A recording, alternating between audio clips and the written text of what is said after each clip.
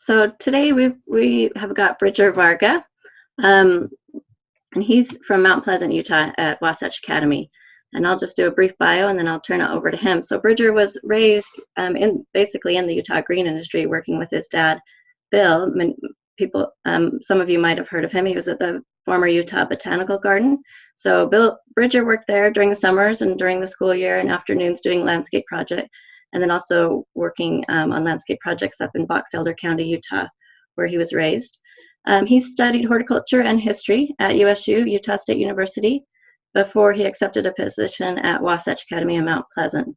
And that was originally started working with technology, but in 2011, he accepted an assignment to help the Academy move its landscape to a more regionally sustainable one. And currently, he's the head of grounds and landscaping at Wasatch Academy. So with that, I will turn it over to him. Just for your information as we go along, I'll add links to the continuing education units into the chat box. And if you do have any questions as we go along, please just put them in the Q&A and we'll answer them as we go.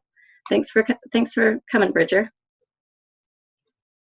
It's wonderful to be a participant in this and guide this discussion, and I hope that it becomes somewhat of a discussion. And I appreciate the opportunity by the good people up at Utah State University to participate in this webinar, because I think that the information that we're talking about is vital, and it's getting more and more vital every year. Hopefully you've had a chance to look over that introductory slide, because it's really the foundation of everything that we're talking about. That came from the National Drought Mitigation Center at the University of Nebraska, and they, of course, are tracking drought conditions across the country. And if you take a look at that slide, can they all still see that, Adrian? No, we're not. We're just on regular video now. Okay, thanks. Although I can share. Would you like me to share it? Yeah, would you put that back up? Okay, sure. Yeah, I don't mind. If you had a chance to look at this, and again, this is kind of just a preface where we're heading with this discussion. This is September 4 statistics that they just put out. You don't get higher than D4, which is exceptional drought. And to orient those of you who maybe are from Utah but don't know where Mount Pleasant is, and definitely from those of you who are outside of Utah, Sanpete County is the geographic center of the state. And if you look at this map, that exceptional drought is basically a bullseye, and Mount Pleasant is right in the middle of that exceptional drought reading right now. And it's almost a coincidence. I try not to take a look at this map too many times during the year, because it depresses me, to be honest. But we'll get into that too. Hopefully it's an opportunity that we can talk more about. Just a few quick facts about Wasatch Academy. It's been around a long time, established by the Presbyterians back in the 19th century, and was a church school for 100 years until it became independent. And it's not a very large school. It's K through 12, 9 through 12 boarding school. But a lot of students who come here represent a lot of different countries. So it really has kind of a global presence. Just again, to orient you with the school or the space that we're dealing with at the school, we have multiple buildings across a 30-acre campus. And there are 2 of us that are full-time, and we have one part-time staff member to manage that. So it kind of becomes a challenge at times to get around everything, which makes utilizing the right strategies in this extremely arid environment all the more important. Some of the principles that are guiding the school and the landscape as we're developing it. Again, it was only about 10 years ago that the head of school decided that because of current conditions in Utah, because of the explosive population increases, and because of the water situations that we're dealing with, we needed to become a more sustainable campus. And he started involving me in conversations and basically challenged me to bring the school to be online with more regional, what would you say, regional expectations about what a landscape should probably look like in the arid West.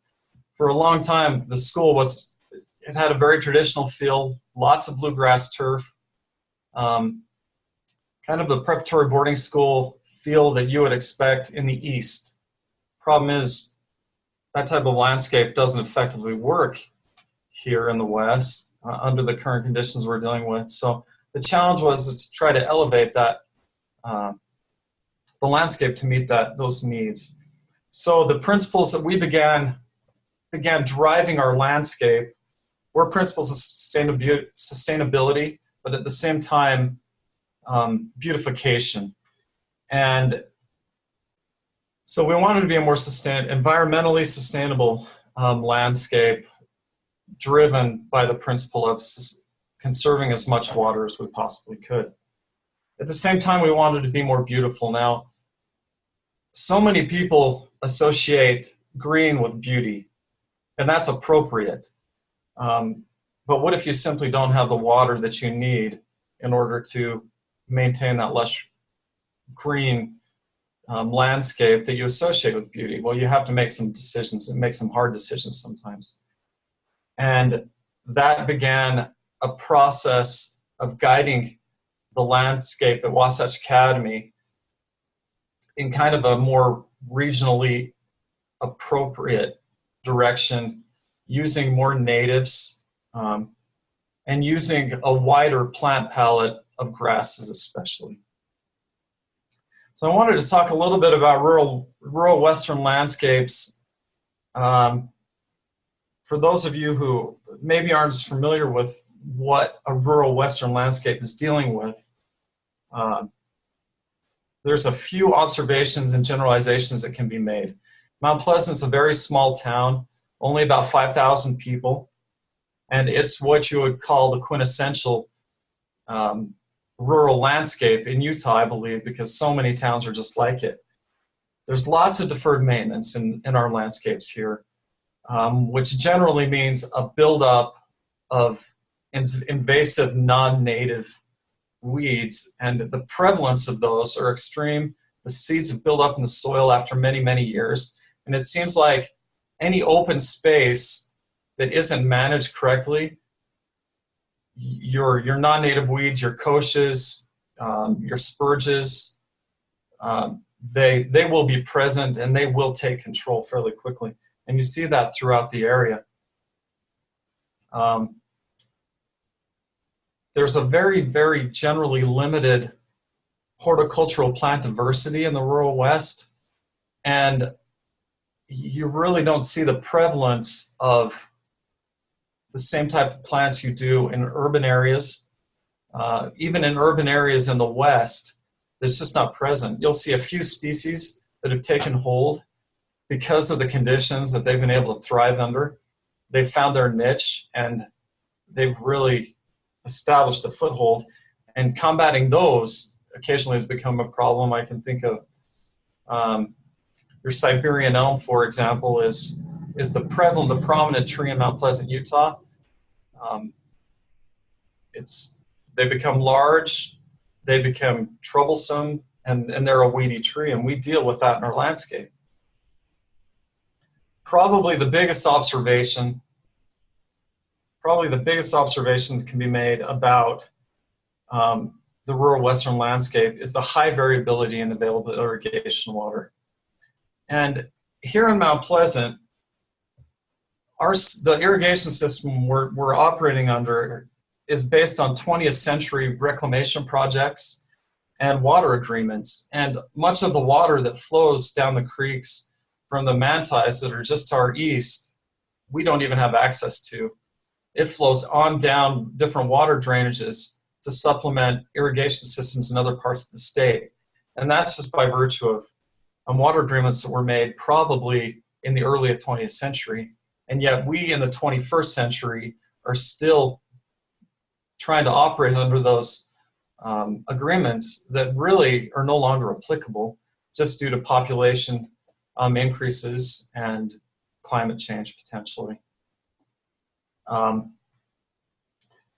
give you an idea of another challenge that we're trying to grapple with that maybe is in a little bit of a contrast with municipalities that are in more urban areas, we are working under a system in which we're having to share our water or be in cooperation with agricultural interests. So in Mount Pleasant, 80% of water that is dedicated to irrigation is dedicated to agricultural interests. That leaves a fairly small percentage that the people in town and really at the academy can use throughout the year. So what kind of realities does that create? Well, the irrigation in Mount Pleasant is dependent solely on springs that flow that is governed by the snowpack. This map is still showing, you can get an idea about how little our snowpack was. We were at 60% of normal this last winter, and that just didn't do it. What did that lead to? That led to, by the end of May, we were limited to watering 3 times a week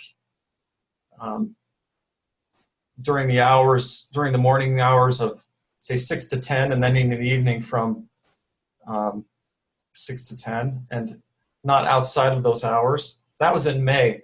Now, those of you who know plants, and I imagine most of you do, understand that that period in the growing season is crucial to the plant. And if it doesn't get the water that it needs during those initial months of development in spring, it doesn't have an ability to build up the biomass that it needs in order to go through its natural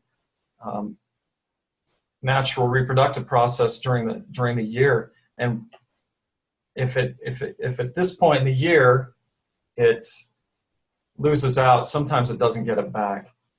So we were concerned in May that this was going to be a challenging year, and it got worse as we anticipated. By the end of June, we were only allowed to water 2 days a week. And if you can kind of pick up a pattern here, by the end of July, we were down to 1 day a week watering with irrigation.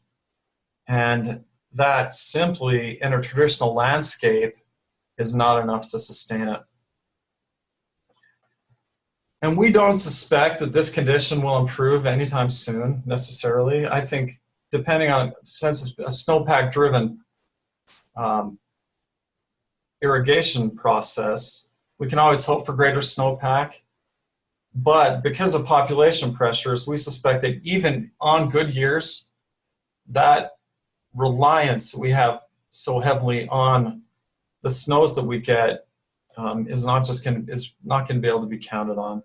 So we're trying to come up with a new reality, and we're trying to broaden the way that we look at things in a landscape, and we're looking at it as an opportunity. Hopefully, an opportunity to improve things not only at the school, but to give people regionally a different view regarding what a landscape in the rural West should look like. It forced us to ask hard questions about what constitutes a healthy landscape and a usable landscape. Of course, as we all know, in order to get the right answers, you have to ask the right questions. So we're really, really focused on that.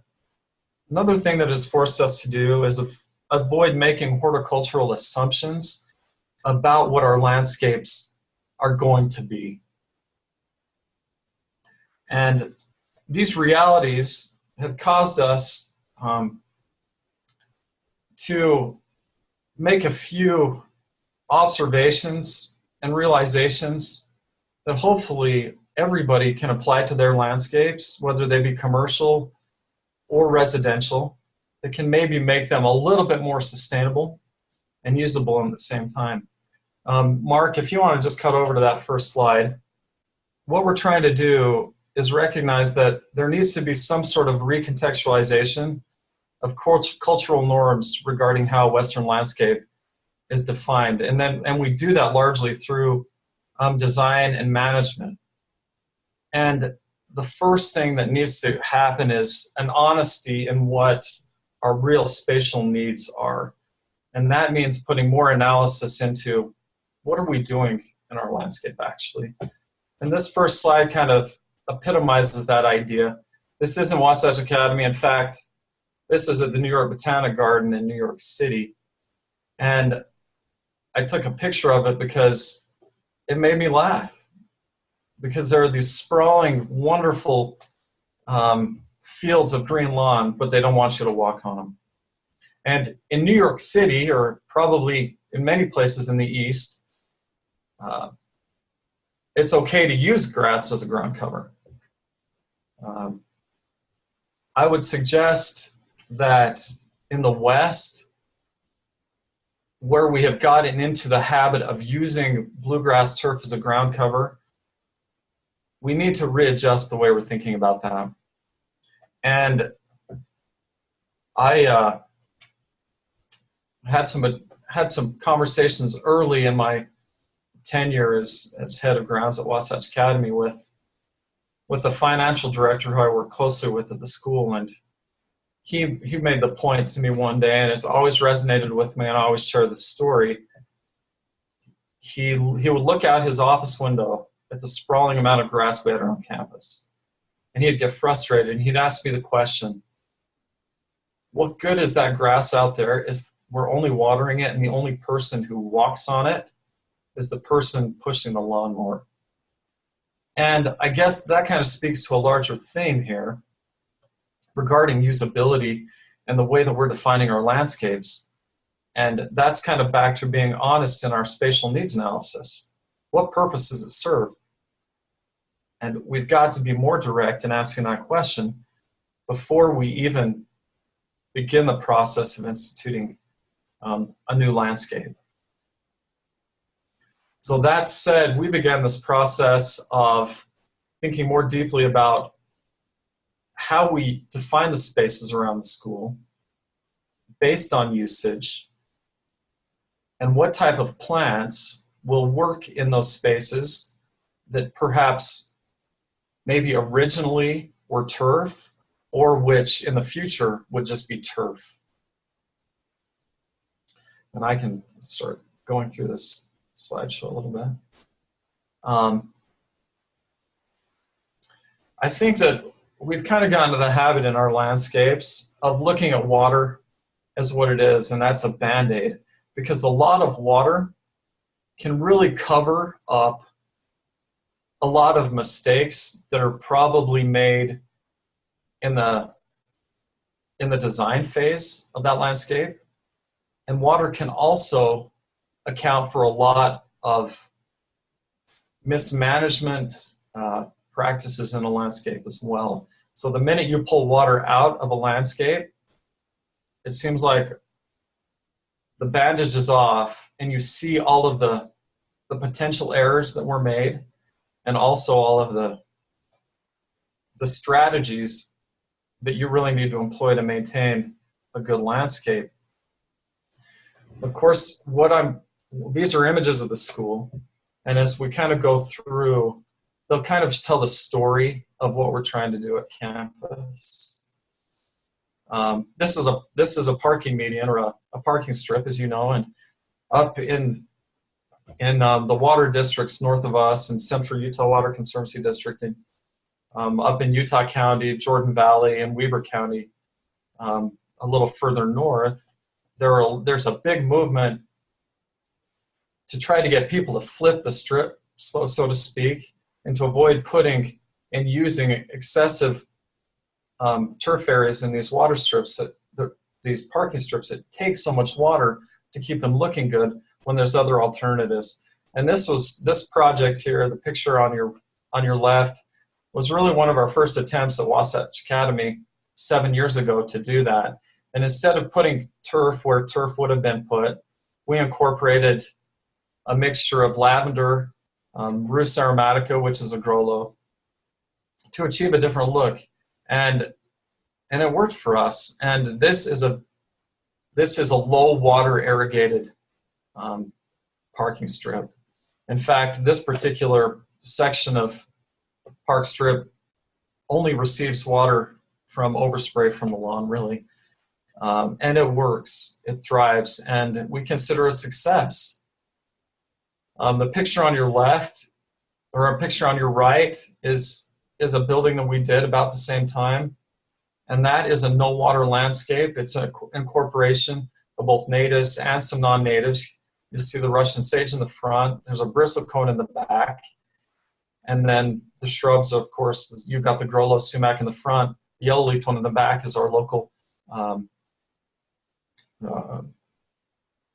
sumac, Rus trilobata, affectionately known as skunk bush. And then there's a big tooth maple growing as well. Again, a low water area in a space that traditionally probably turf would have been placed. We put a different system in, and it's worked. Hey, Bridger, we had a quick question on that last one with the sumac and the lavender. Was that lawn before then? It was lawn before then, yes. Okay, so you did rip it out and. We removed the lawn there. They redid the road. They redid the road adjacent to this park strip, so it was all torn up. The management at the time, they came to us and said, "What can we do instead of putting lawn back here?" Okay. And this is where we interjected and said, "Listen, this can be the start of what we're trying to move towards anyway." And it was successful, I think. So. Perfect. Yeah. It looks like they have another question. This is David. Did you put together lawn removal and replacement costs? I mean, it sounds like you had the opportunity to start from scratch, but taking that out and replacing it, how does that compare? In cost? Yes. Oh, that's a great question. As I think of numbers, we really didn't even do a cost estimation because the administration of the school was leaning towards this. Mm-hmm. I would say that this initially is more expensive than putting turf down. How much more expensive? I would say it would be probably 20 to 30% more initially to put this type of landscape in over just putting turf down. Okay. But over the long-term maintenance costs and water costs. That could be a whole other discussion for Yeah. sure. What is the maintenance costs when you take into the cost of fertilization, lawn mowing, aeration, and other traditional costs associated with maintaining turf? How does it compare? Well, the maintenance on this is much lower. We go in, we prune it every other year. But other than that, we largely leave it alone. So I'd say the cost savings has been deferred, but I think we're probably starting to realize those 7 years later. Okay.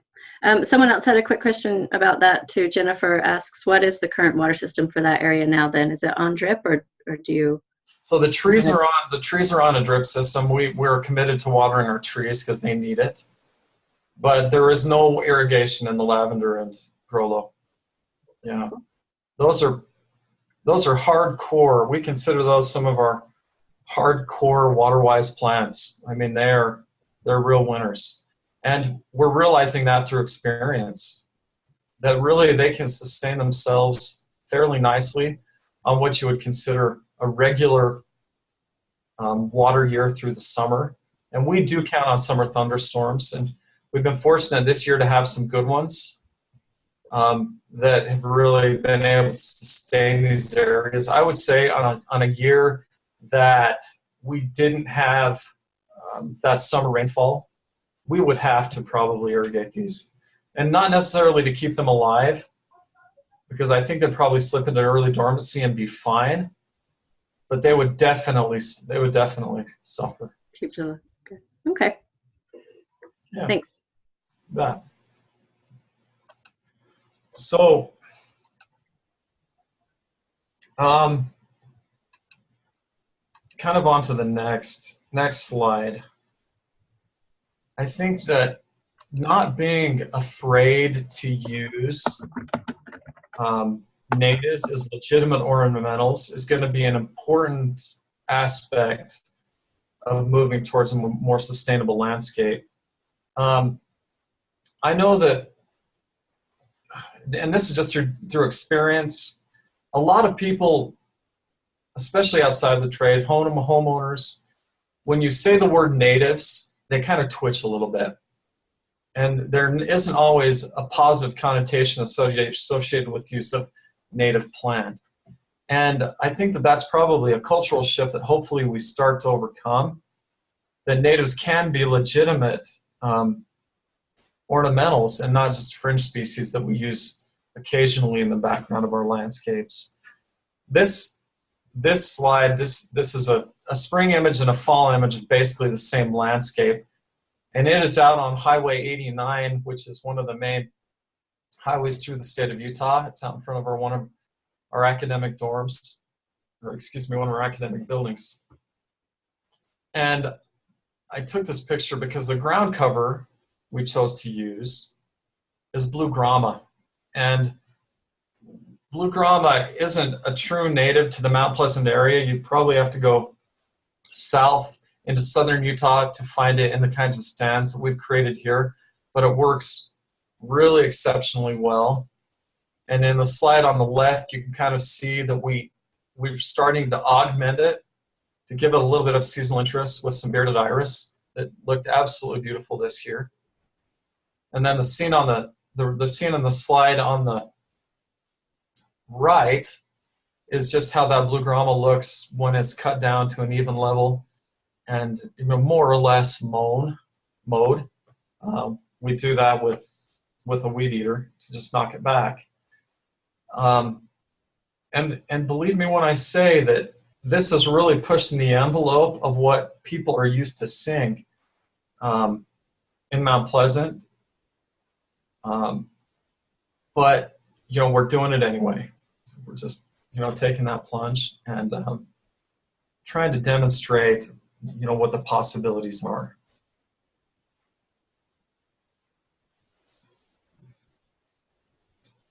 So since the title of this presentation was Right Plant, Right Place, I took the picture on the left to kind of demonstrate putting the right plant in the right place and what kind of differences that you may get. And it's just kind of a point of interest. Those two maples that are at one of our academic buildings are the exact same maple planted at the exact same time. Now, size-wise, there's not a huge amount of difference, but you can see an extreme amount of difference in the color. The maple on the right is in a grow box. The maple on the left was planted in native soil, and you can kind of see how we're starting to grapple with some iron chlorosis and some nutrient problems with that maple that was planted in heavier soil, whereas the maple that was planted on the right was in a grow box. It was planted in more of a natural growing medium, and it's much more happy. So you have to think more expansively about what a plant's needs are here in the West because of water, but also because of soil conditions. Slide on the right, or image on the right, that was a little pathway that was created through an area of lawn that we did take up. And just interestingly enough, we'll talk more about naturalization briefly in a few minutes. There are both native and non-native grasses growing in that slide, bordering that pathway that cuts through part of campus. The large grass is a Great Basin wild rye, a native, a very strong presence in the Great Basin. And then you have the non-native blue oak grass, which is a highly water-wise plant that started to naturalize on the other side. It works. And again, it's an alternative means to doing a landscape in a place that normally the idea would be just to put turf down. Just kind of keeping an eye on the clock here.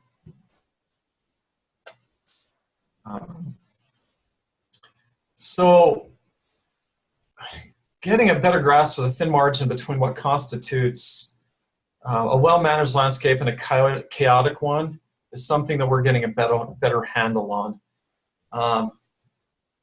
love these pictures, and I feel like personally that this landscape turned out really well. That grass, it's the same grass taken from a different angle, but that grass is buffalo grass. And the picture on the left, obviously, is when it's in full dormancy. That picture was taken in late October. That same grass on your right is how it appears in high summer. Now, the reason why I've shown these slides is to kind of demonstrate how you can start maybe effectively doing the transition if you're honest in your evaluation about what your spatial needs are. When we designed this building, there were opportunities to put turf all around it. And in fact, there's one small area to the east of the building where we did determine that turf would be needed because it would be a gathering area potentially for impromptu outdoor concerts, since this is our music conservatory. And it was determined that grass, traditional turf, was appropriate. But what about off the south side? People said, is this going to be a place where kids are playing Frisbee? Well, no, it's not. Are kids going to be lounging on it, eating their lunch? Well, maybe. Can we accommodate that with another solution? Possibly. Can we try a buffalo grass here, even with the understanding of what that buffalo grass is going to look like in the spring and in the fall? Well, maybe we can. So that understanding was really fleshed out. Buffalo grass is a warm season grass, which means that in the spring, until those temperatures are consistently in the 70s, it's not going to grow up. It's not going to green up consistently or as quickly. Whereas your traditional bluegrass turf has been green for weeks, it's still going to be brown across the edges. Is that okay? I guess that's kind of one of those cultural norms that we're grappling with, that we need to, make some serious decisions on. What season of dormancies are we willing to accept? Grass height is another one of those. Culturally, there isn't a broad acceptance for leaving traditional bluegrass turf long. It's not a very stiff grass, so it has a tendency to lay over. Culturally, that might not be perceived as what would be expected. We mow our lawns. That's what we do. Buffalo grass, being a stiffer blade, maintains a more upright nature to it. Therefore, can we allow in this situation the grass to naturalize and to keep it longer so we're not mowing it as much, so we're not watering as much? That was a question that was asked as we did the needs analysis for the landscape. It was determined we could. Therefore, we went with a buffalo grass solution here. And I would say we've been successful with it. So. Bridger, we had a quick question on that. How often do you water that buffalo grass, and how do you water it? Is it overhead or?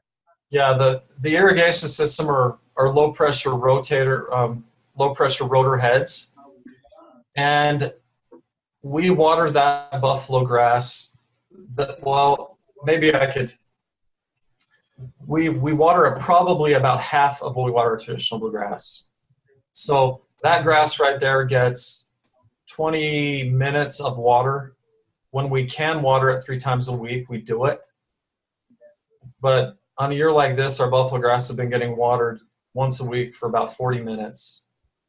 Okay. And we've been fairly successful in our ability to at least keep it marginally green. And we haven't mowed it either. We've kept our grass lengths high. When do you stop watering it then? We'll stop watering it probably about the 1st of October. It's starting to go dormant anyway. Right as the dormancy is starting to set in. Yeah. Okay. So. Thank you. That allows us to come back, and then it turns this lovely color of brown, which is a color of the West, I think you could say. So. Of course, we don't have to be consistently set on the colors of brown. This is a new project that we put in this spring. It's at a skate park that was just constructed. And again, a conscious decision was made, and this was a more difficult one because it's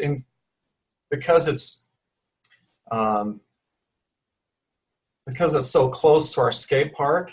The legitimate question was, should that just be bluegrass turf because of the crossing potential with skateboarders and bikers and just the coming and going, the permeability, I guess I should say, across that landscape.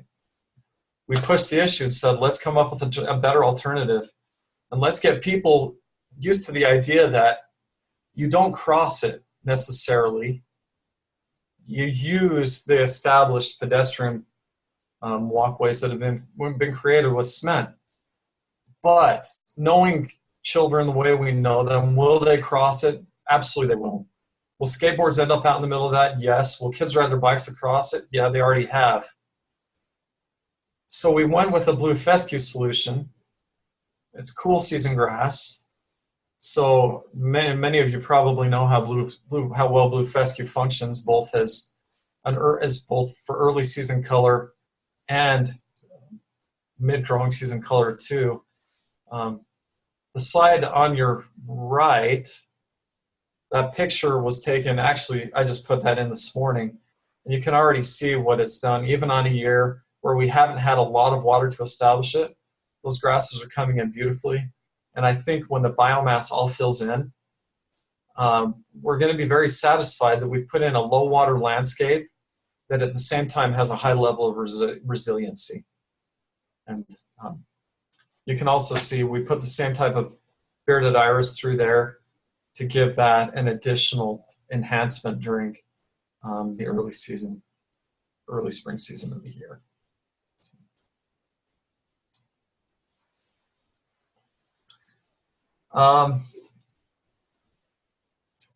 Relinquishing control in a landscape is an interesting subject, and I love talking to people about this. Because really our traditional landscapes are more about how well we can harness it and control it to achieve the look that we want. And when we start to push out into these areas where we're talking about using natives, talking about low water plants, we're really accepting a mentality that we're willing to relinquish. We're willing to relinquish a certain amount of control in that landscape. This is the slide. The picture on your left is out in front of one of our dormitories. There was a lot of pushback from this. It was determined that we weren't going to put in bluegrass turf here, that we were going to put in a low water landscape, and then it was going to be a blend of native grass. And we implemented this, and gee, some of the people around campus really questioned what we were doing. But we persevered through. This is how it looks now. 7 years later, it's kind of a naturalized natural grass landscape. We have to go in and weed it occasionally. But talking about part of that cultural shift or the recontextualization of what the cultural norms are, people are used to it now. And they understand that this is a low water space intentionally, and that the bluegrass space that they can spread out on, that they can use for all those traditional lawn activities is just right across the road on our main quad. Bridget, just further on that topic, is that mostly the campus community, or how's the greater community sort of viewing this? It's been correspondent. The campus community accepted it earlier on. I would get comments from people in the local community about the bizarre things that I was doing around campus buildings, and I would try to explain the logic behind it. People still scratch their heads. But I think that it's part of an education process as they begin to understand why we're doing these things and being honest in what we need where. And when it's explained in that way, generally there's an acceptance. So, is it starting to be replicated in the community too then? In places it is. It's a slow process, but we are starting to see more and more people gaining an interest in that. Okay. Yeah. Thanks. The image on your right is actually in one of the homes, one of the faculty homes that the school owns. And the grass in the forefront is a crested wheatgrass, a grass that commonly is used for roadway reclamation projects. It's a non-native, but it's an extremely drought-tolerant grass. Behind it in the landscape is a mixture of warm season grasses, blue grama, alkali sacchaton, and a couple of others. And I think that the contrast we were trying to achieve here worked.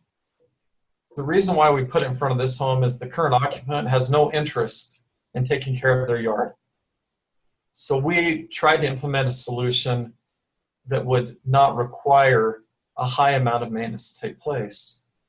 And once the weeds were controlled, again, this is a landscape where very little is done at any point during the year. And it's a low water use space.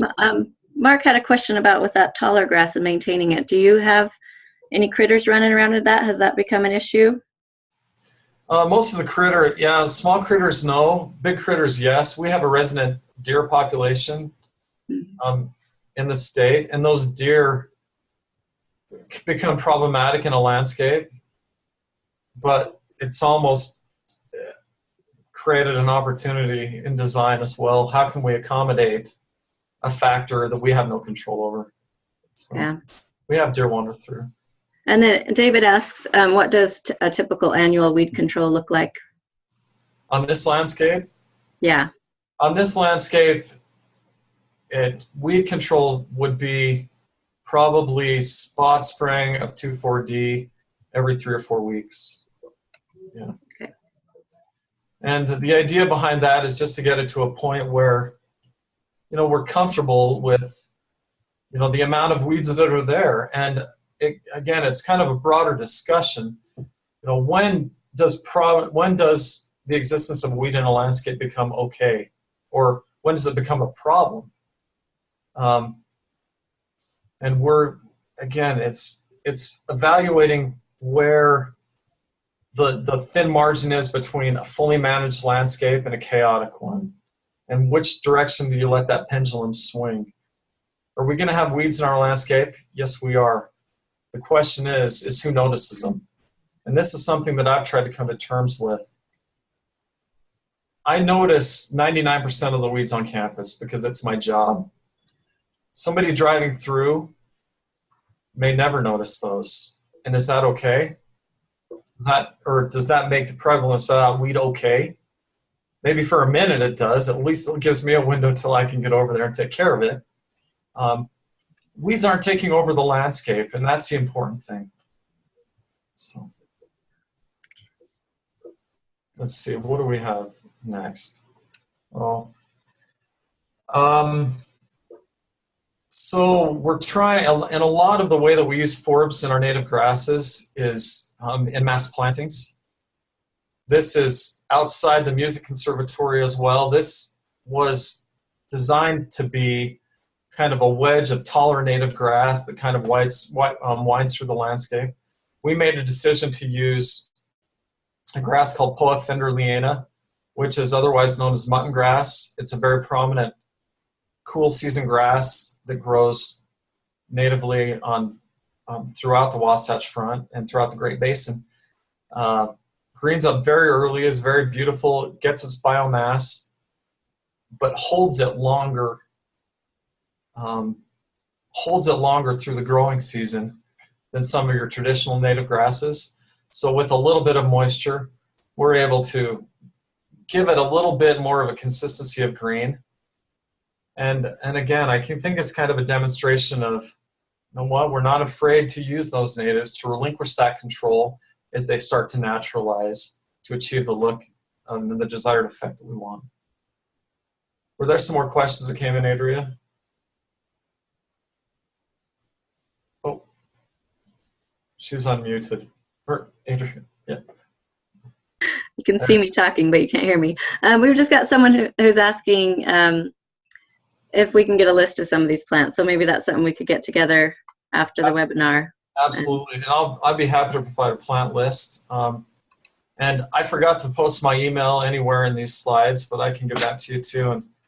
And just a quick plug for networking. I think that in order for us to be successful about what we're all passionate for and what we're all doing, we've got to be more effective networkers. And again, that's why I appreciate the people at the Center for Water Efficient Landscaping of trying to pull us all together so we get this out into our communities more effectively.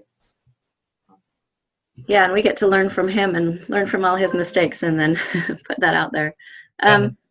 Oh, go ahead. Oh, I do have one more question that came in. What native grasses do you plant from seed for larger areas? And what native grasses are you planting for more ornamental use?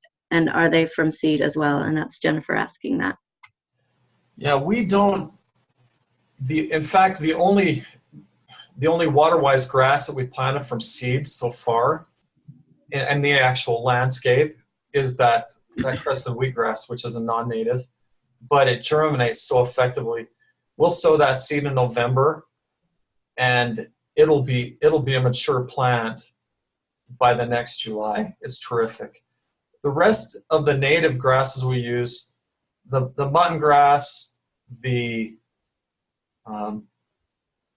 blue Grama grass, the sandbird bluegrass, it's all grasses that we start as plugs, and then we introduce it to the landscape as a small liner, as you were, and then it kind of grows into this. I threw the slide, the image on the left end because I just think it shows the potential, largely missed potential, but the potential that is there that we can capture aesthetically with native grasses. You can see we've got a dwarf evergreen in the center of the image. We've got an upright columnar blue spruce in the forefront. We've got the blue Grama grass that's gone native, but with the yellow on the crabapple in the background, our turf in the background, which is our main quad area. It's our soccer field, so obviously it has to be bluegrass. You can kind of see the flavor that it can add and really the definition that it can kind of create for a waterwise landscape. And these areas that you're seeing on this slide were areas that were turf that we transitioned to a more waterwise landscape. Picture on the right. Oh, sorry, I was just going to add, I mean, these pictures are great, but we went down there a couple months ago, checked it out with a big group from the gardens around the state, and it's a pretty impressive landscape. If you ever find yourself driving through Mount Pleasant, Utah, I would suggest seeing it in person as well. Love to have anybody visit. Slide on the right is a naturalization opportunity. Those are Sundancer's daisies. Those are a prominent southwestern native with fire chalice in the background. Not sure all of the conditions as to why. I was talking to my dad about it. You know, why did the Sundancer daisies do so well here? It's probably a combination of factors, getting the right amount of moisture at the right time in the right soil. And they've done the right things, but this is a look that may make some people uncomfortable, but naturalization can be a very effective characteristic of a water-wise Western landscape. And there's some good opportunities for us. Questions? I've got a couple more here. So again, is the mutton grass watered? The one you were talking about a couple slides ago. And I would guess the perimeter trees are. David was asking about that. Yes. Yeah, we water all of our trees, fairly deeply. We do it on an emitter system, a bubbler system. So the idea being is we try to put our water where it's supposed to go. And that does a couple of things. Obviously, it makes weed control easier, but it's also a conservation tactic. And the mutton grass is irrigated. It's irrigated on a rotor head system too. We're very, very particular about scheduling our clocks, our irrigation controllers, in a way so that we're making sure we're not putting unnecessary amounts of water onto a landscape. which kind of leads to an important conversation, and that is the vital importance of oversight in any landscape. I believe ultimately that in a naturalized native landscape, the amount of oversight necessary to keep it looking nice will be reduced. And we're still very, on a time scale, I feel like we're still very early on in this process around campus. But in some of these areas that were some of the first attempts at water-wise landscaping, I think we're starting to see that the amount of oversight necessary in those areas would probably be less than a more traditional landscape. And I think it's a direction that we're having to go because of the bad water conditions that we're dealing with. Yeah. We've got another question from Britta, and she says, you mentioned that we need to consider nutrients in our western soils with regards to trees. Is there a way to test our soils, or do you recommend a particular additive? Our soil is so sandy. And before Bridger takes a shot at that, I was just going to say, I'm not sure if you're in Utah, but our Utah State University has a soil testing lab. It's called USUAL, USU Analytical Lab, and you can take your soil to an extension agent and then send it off and get it tested. But if you had any more comments on that, Bridger. No, thanks, Adria. That was the direction I was heading, having it tested. We largely, in regard to our trees, we have an idea through experience, and I lean heavily on my dad for this because he's been in the trade in Utah for so long. We gain an understanding of what trees work. It doesn't mean we're not necessarily ready we will push the envelope, try new trees, but we'll just go through a fairly traditional fertilization process with granular fertilizers, and then watch and see. Like in the case of that ornamental maple, we're learning that at least in the early stages of its establishment, if it doesn't have the iron it needs, it's not going to be able to process the nutrients that are there anyway. Our soils are fairly nutrient rich here. It's just because they're so heavy naturally that the trees have a limited ability to access the nutrients that are already in the soil. And iron helps with that. So. Okay. Does anyone else have any questions? I'm just putting the continuing education information into the chat box now, so if you want to access that. But if you have any more questions, we got a few more minutes, so feel free to ask some more here. I was just going to say that this is another image of the front of that dorm, and this picture was taken a little bit early, a year or two ago. The fellow one of the men I work with who is in charge of facilities, he's in charge, I'm grounds, he's buildings. He made the fairly direct comment to me one day. He says, you know what, I think that looks like a borrow pit in regard to the way that the grasses were coming in. And I looked at him, I said, what's wrong with a managed borrow pit? As long as it looks natural, and I think the key is keeping the broadleaf weeds out of it. In any natural native grass system, if you control, I can almost make you a promise. If you control the broadleaf weeds and give the grass a chance to take hold, that cultural shift will occur and people will begin to think that's intentional and it looks okay and I don't see any weeds in it and I understand the grass aren't weeds, so I'm good. Yeah. Is there another question that came in, Adrian?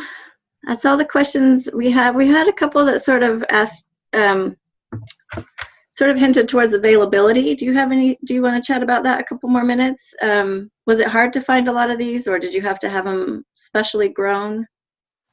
Yeah, the seed is readily available. So when you're talking on a ground cover level, you can get the seed, and it's really, that's a wonderful thing about native grasses in the West. They germinate readily. So we've grown most of our native grasses ourselves.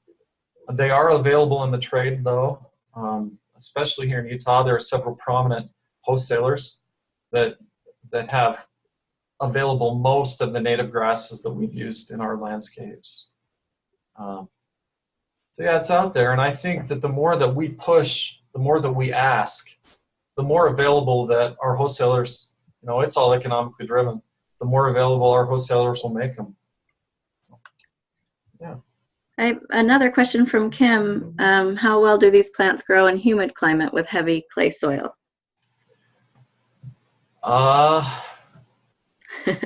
That is a great question. I would think, I don't know how to safely answer that. It's not something you've tried. No, because we're in such low humidity. But I mean, obviously, your buffalo grasses, they come from, they're a high plains native, so they're used to high humidities, and they've transferred this direction fairly effectively.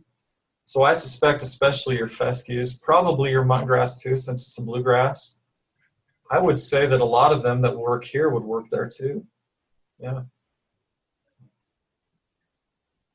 Okay. I would say try it. Yeah. It sounds like they have exceptional drought there, but they've got the humidity to deal with as well. So it's kind of a. Is that the gal from Kansas? Yes. Yeah.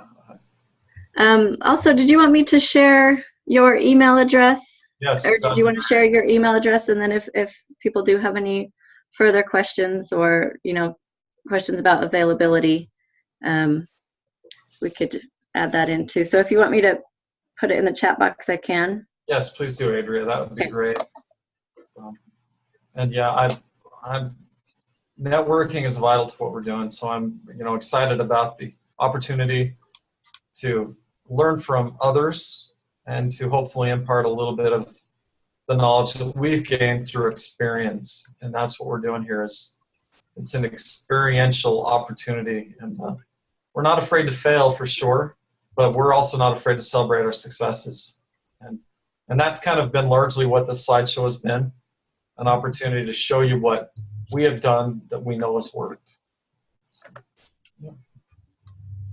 Okay, well, thank you, Bridger. It doesn't look like we have any more questions, so we appreciate you chatting with us today, and I've just put Bridger's email in the chat box too if you do want to contact him with any more questions or comments. So thanks for joining us today. Thanks for having me. Anyway, good luck with all of your endeavors, everyone, and let's push it forward and push it out there. Okay. And as I mentioned at the beginning, folks, this is being recorded. I put a real quick link to the Learn event. A video of this webinar will be there, so feel free to share that with colleagues and friends who might not have been able to join us. Okay. Thank you all. Thank you, Mark. Appreciate it. Thanks Sure. everyone for attending.